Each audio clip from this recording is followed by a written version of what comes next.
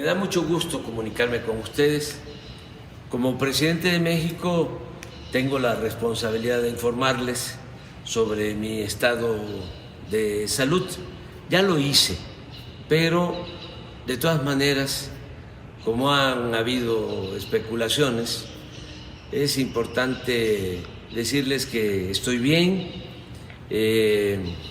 Tengo COVID, se me complicó porque me fui a una gira muy intensa que inicié en Veracruz, hubo cambio de clima, fui después a Quintana Roo, estuve en Chetumal, estuve en Cancún, estuve en Mérida y ahí me hizo crisis porque se me bajó de repente la presión y estando en una reunión con ingenieros militares evaluando el Tren Maya y con otros servidores públicos, pues como que me quedé dormido, fue una especie de váguido,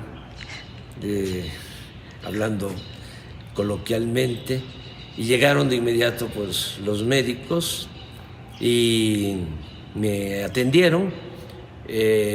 No perdí el conocimiento, sí tuve esa situación de desmayo transitorio y por la baja de presión. Querían llevarme en camilla y en una ambulancia al hospital. Le pidieron instrucciones al general secretario. Él dijo de que hicieran lo que correspondía, lo que se necesitara, ¿no? Que me atendieran. Yo no acepté.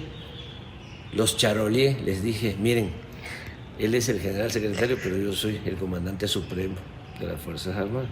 Entonces, no me van a llevar a ningún lado. Aquí en este sillón me van a atender. Y ya me tomaron la presión, me pusieron 1 litro de suero, me levantaron la presión y ya, afortunadamente no pasó a mayores, no hubo ninguna afectación en el corazón, en el cerebro, en nada. Y ya decidí venirme a la Ciudad de México, me trasladaron en una ambulancia aérea, pero no venía yo en una camilla, venía yo consciente. Y así llegamos aquí y escribí un mensaje en Twitter, en Facebook, informando. Sin embargo, pues empezaron las especulaciones, porque pues mis adversarios tienen mucha imaginación y es como decirles ahora, aunque lo tendría que estar repitiendo, decirles el muerto que tú matáis o que vos matáis goza de cabal salud, porque han dicho muchísimas cosas, ¿no? De que me dio un derrame cerebral, de que aquí en Palacio están médicos especialistas de cardiología del Hospital Militar, y no es así. Afortunadamente estoy muy bien, estoy trabajando, ya escribí 2 borradores en estos días de 2 discursos, el del día primero, el Día del Trabajo, y el discurso que voy a pronunciar el día 5 de mayo en Puebla, con motivo de la batalla de Puebla. Estoy bien, me están informando de lo que está sucediendo en el país. Afortunadamente las cosas están marchando en lo económico, el peso sigue fuerte como nunca en 40, 50 años. Es la moneda que más se ha fortalecido en el mundo, que más se ha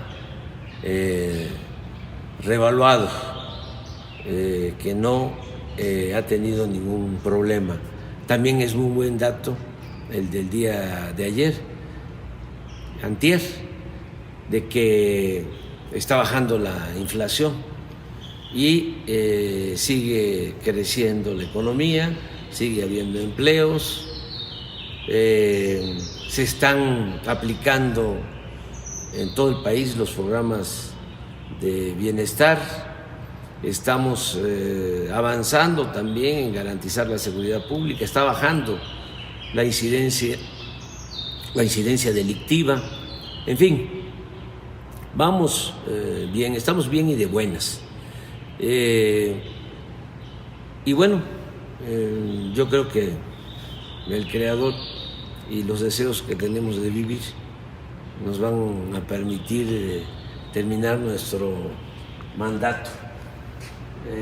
Aquí estamos en este recinto, en esta intendencia. Aquí fue donde mantuvieron preso 4 o 5 días al presidente Madero, al apóstol de la democracia, un hombre bueno que fue víctima de una pandilla de rufianes. Y cuando llegamos aquí, creamos pues este museo, se llama Intendencia de la Traición. Miren, tratamos de reconstruirlo, hacerlo como estaba en esa época, en ese tiempo. Aquí estuvo con José María Pío Suárez, vicepresidente de la República, caballero de la lealtad, tabasqueño, de Tenosique, Tabasco. Aquí estuvieron y aquí lo sacaron por órdenes de Huerta para asesinar a los dos de manera cobarde, cerca de Lecumberri. Bueno, él padeció mucho de la prensa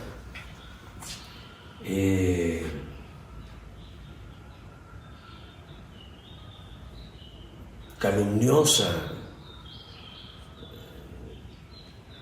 Paco Ignacio Taibo escribió un libro extraordinario sobre Madero que se los recomiendo, que se llama Tiempos de Sopilotes, porque lo trataron muy mal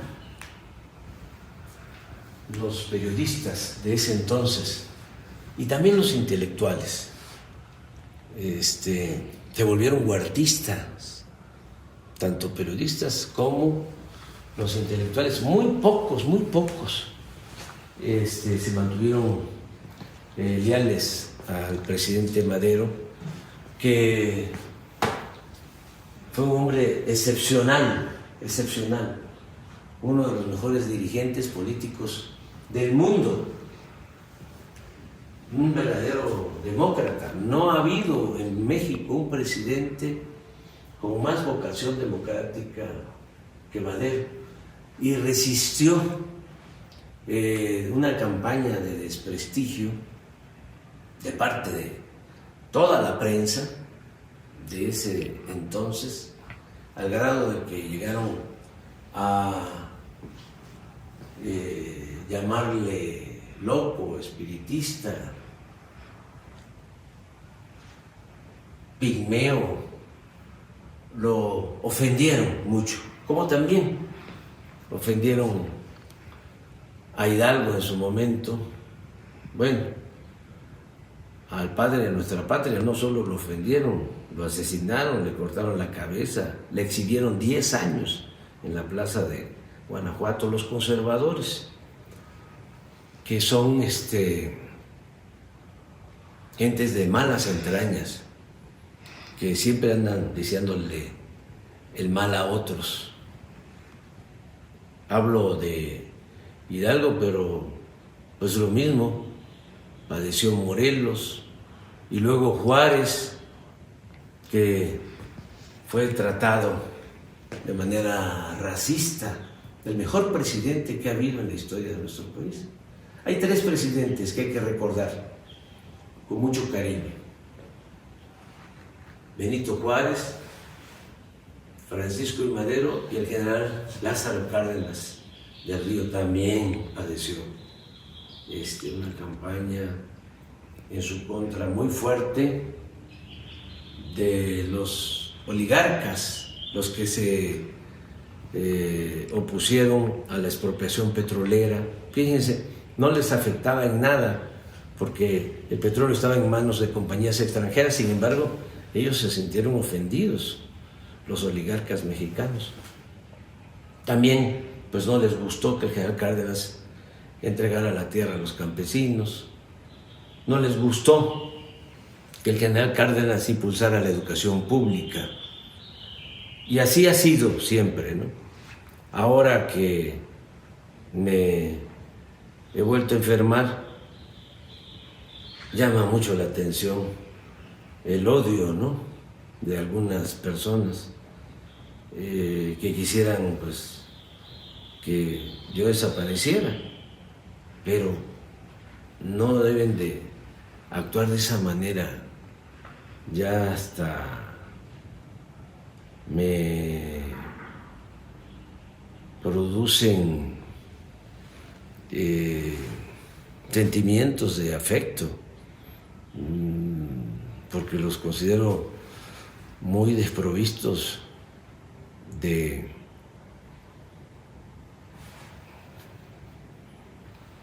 buenos sentimientos, los veo muy solos, muy vacíos, con mucho odio. No deberían de pensar así, no hay que desearle mal a nadie, hay que aplicar el principio del amor al prójimo. Y sí, es impresionante, ¿no? Unos que dicen, ante la falta de información, lo que se sabe, Alarraqui, por ejemplo, un comentarista dice, supe por la hermana de un médico militar que atendió al presidente, que padece de una embolia, de un infarto cerebral. Tengo otro informe parecido, de gente que está hablando de eso. Luego Riva Palacio igual, sí le dio COVID, pero también tiene un derrame cerebral y lo están atendiendo muchos médicos. Y así, y otros hasta quienes ya me dieron por muerto. Me acuerdo mucho de Charrasca. Antes se usaban, para resolver las diferencias, se usaban los duelos. Hubieron duelos muy famosos, por ejemplo, el abuelo de Octavio Paz, Irineo Paz, que era periodista, fue director del periódico Patria, y fue un liberal, luchador, de mucha pasión. Entonces entraron en diferencias con un hermano del maestro Justo Sierra, y entonces se retaron a duelo y se nombraban padrinos, y Irineo Paz mató en el duelo al hermano de Justo Sierra, del maestro Justo Sierra, el maestro de América, secretario de Educación en la época de Porfirio Díaz, además mecenas, impulsor de poetas y de grandes escritores de esa época, ¿no? Bueno, pero hay otro caso de un duelo en Peralvillo, donde a un personaje llamado o conocido como Charrasca, lo retan a un duelo y él nombra a su padrino y el otro pues también nombra a su padrino, definen la hora, el día, y el caso es que no se presentó Charrasca a la hora y al día del duelo. Y le dijo al padrino, tú les dices que no me voy a presentar. Y es muy chistoso porque el padrino de Charrasca le dice a los otros, ¿no?, al del duelo y a su padrino, dice Charrasca que no se va a presentar y que lo den por muerto y que vayan y ya, se insultan, ¿no? Entonces, a mí me han dado por muerto varias veces. Fíjense que en política me ha ayudado mucho el que me han dado por muerto. Después de que nos hicieron el fraude, de que nos robaron la presidencia en el 2006, que vino ese sexenio tremendo de García Luna, ya se pueden imaginar. A mí me dieron por muerto, porque decidí recorrer todos los pueblos de México. Entonces, me reunía yo con 10, 20, 30, 50, 100 gentes. A Calderón le preguntaban que si, qué hacía yo, y decía, pues ahí anda, en los pueblos, se reúne con 3, 4, 5 gentes. Me dieron por muerto, me salvé. Y así, trabajando en las comunidades, en los pueblos, en los municipios, construimos la organización que nos llevó a la presidencia para transformar a México. Este es un movimiento que se ha hecho con mucho sacrificio, con muchas fatigas, desde abajo y con mucha gente a las que admiro y a las que respeto y a las que quiero mucho. Unos ya se nos adelantaron y a ellos es a los que les dedico esta plática ahora que estoy con COVID. Que no se preocupen, que estoy bien y que vamos a seguir luchando. Ya saben cómo somos de perseverantes. Nos falta todavía un tiempo y van a hacerse muchas cosas, muchas bellas cosas en beneficio del pueblo de México, de nuestro querido pueblo de México.